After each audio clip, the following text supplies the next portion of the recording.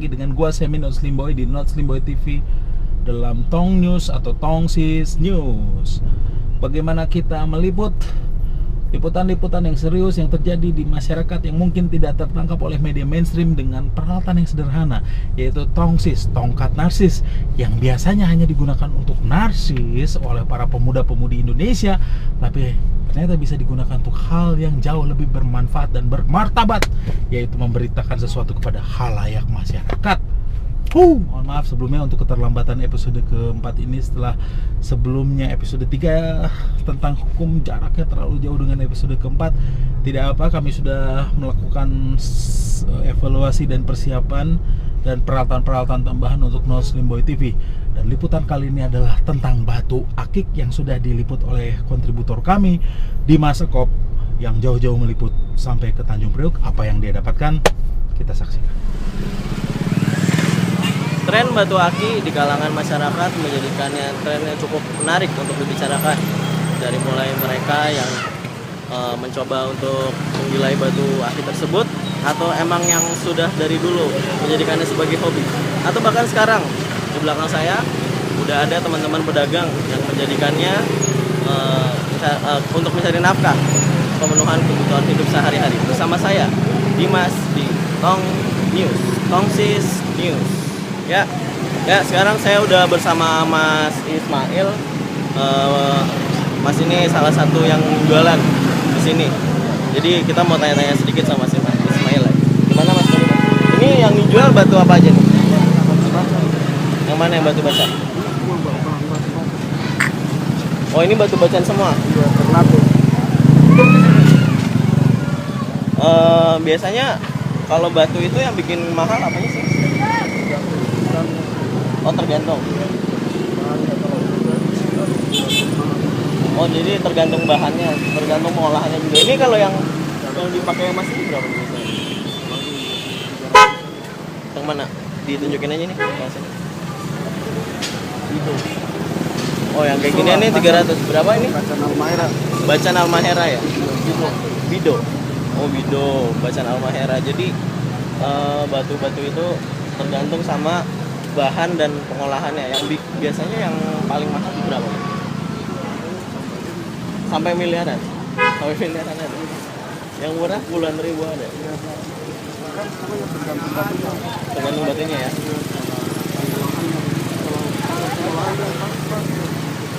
Oh gitu.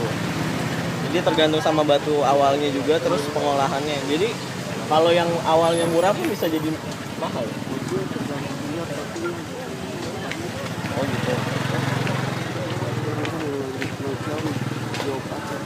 Giok Aceh, yang lagi naik daun Giok Aceh itu berapa?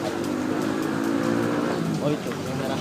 Rendah 150. Yang itu? Oh,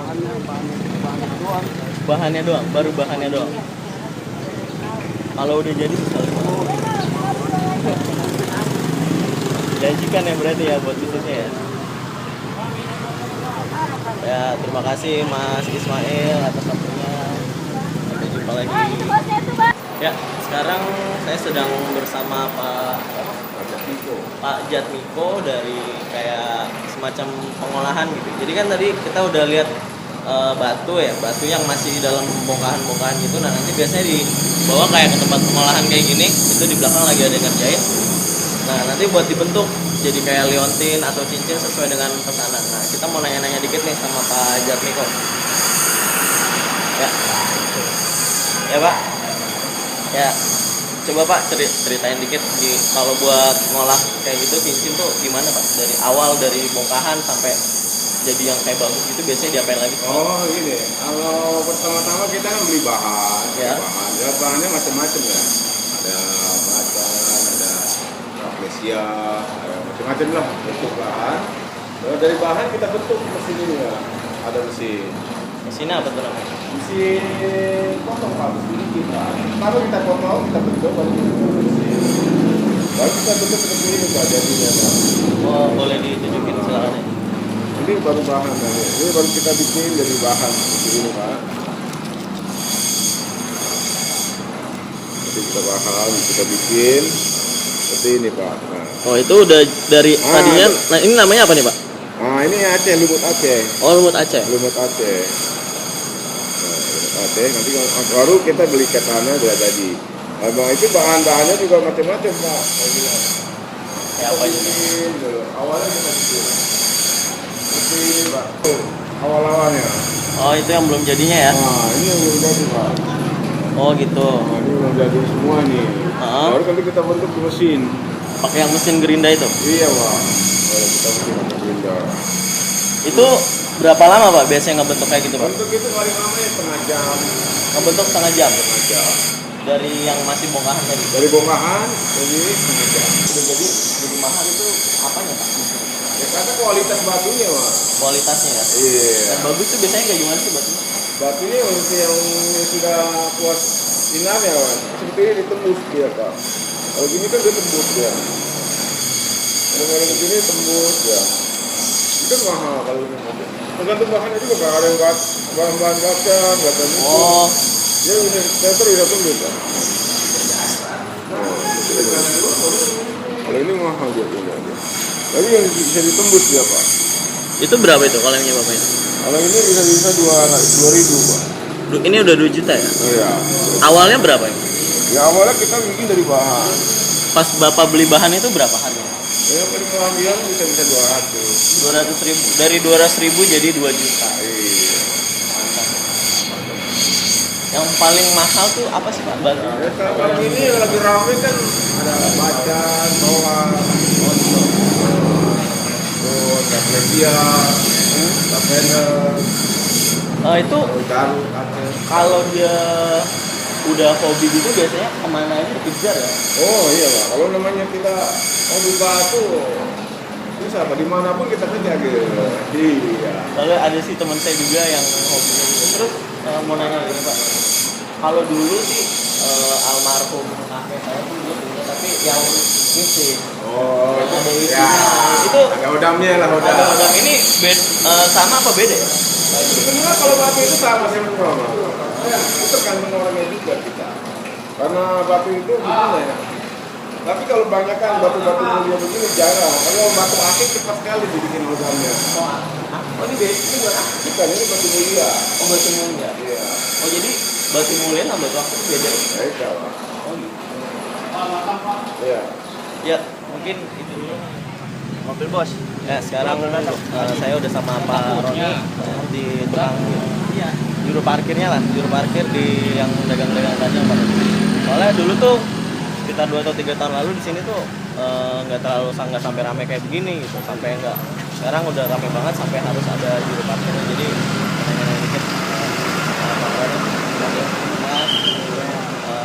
gimana Bang kesan-kesannya jadi semenjak ramai kayak gini gimana nih? Alhamdulillah ada pemasukan gitu. Pemasukan ya? Pemasukan. Tadinya kan nggak market. Oh ya benar. Nah, dagang. Sekarang suruh market aja lah. Oh gitu. Pisang dagang batu. Oh sama jadi ikut jualan juga ya? Dagang juga. Ikut dagang juga ya? Pancingan lah buat menambah. Iya. Kalau pagi bareng ngojek. Oh paginya ngojek, siang sampai malamnya di sini sekalian dagang. Enggak kalau mau. Kalau sore dagang saya market, kalau pagi dagang orang tua. Kan kalau gitu, hari banyak. biasa, hari biasanya kan nggak buka. Pokoknya siang buka.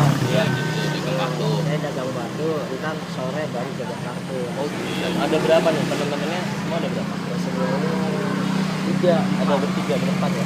berlima lah. Itu ganti-gantian ya Mas? Ya, Berarti dari teman-teman yang dagang semua dapat bagian gitu ya? Iya betul. Ya udah. Ya itu aja kali ya. Makasih ya Pak Roni ya. Bang. Iya. Iya. masih TV apa ini? Di internet sih. Ya itu tadi perjalanan gua muter-muter sini buat nanya-nanya mengenai batu aki. Kembali lagi ke studio. Luar biasa sekali Bung Dimas Eko. Terima kasih atas liputannya. Dan ternyata setelah gua juga mewawancarai banyak pakar ekonomi, nggak banyak sih, hanya beberapa. Nggak ada juga sih yang gua wawancarai, gua hanya baca dari beberapa media, dan gue simpulkan bahwa sebenarnya fenomena batu akik ini bukan hanya yang pertama kali. Bahkan ini masih terjadi dalam dunia saham, bahwa harga sebuah saham bisa di atas dari economical price-nya. Jadi sebenarnya harusnya harganya berapa, tapi diset oleh pialang-pialang itu harganya semakin tinggi dengan metode goreng-menggoreng. Terjadi juga di properti. Lu lihat sekarang tanah-tanah di sebuah daerah bisa melambung tinggi, jauh meninggalkan harga pasaran atau NJOP-nya. Ya, ini juga adalah sistem goreng-menggoreng. Dan untuk batu akik ini bisa terjadi juga suatu saat harganya terjun bebas, dan gue takutnya nanti para pemilik batu akik ini akan stres. Jangan stres ya kalau nanti harganya terjun bebas ya. Makanya kalau menurut gue tipsnya adalah hitung dalam membeli perhiasan, hitung berdasarkan harga yang ditetapkan oleh pasar untuk logam mulia pengikatnya. Jadi misalnya batu akik ini kan sebenarnya harganya bisa dibilang intangible, artinya diset atau digoreng, ya kan, sama seperti lauhan atau anturium, ya. Yang dulu ada tanaman anturium kok harganya bisa mahal, dan sekarang harganya sudah normal kembali. Batu akik ini sebenarnya hampir mirip seperti itu gitu. Jadi lu hitung ikatannya dari emas atau dari perak, karena itu harga yang ada sesuai dengan patokan pasar. Kalau batu akik itu tidak ada gitu ya, harga pasarannya berapa troy ounce dan sebagainya. Oke, jadi jangan lu stres nanti kalau harga batu akik lu turun, jatuh, terjun bebas. Oke, saksikan kembali Not Slim Boy TV dalam Tong News di minggu depan dengan berita-berita yang tentunya tidak kalah menarik dari liputan hari ini. Tetap dukung kami. Bagaimana kalau lu subscribe dan like? Itu sangat membantu kami. Terima kasih. Jumpa lagi nanti minggu depan di Tong.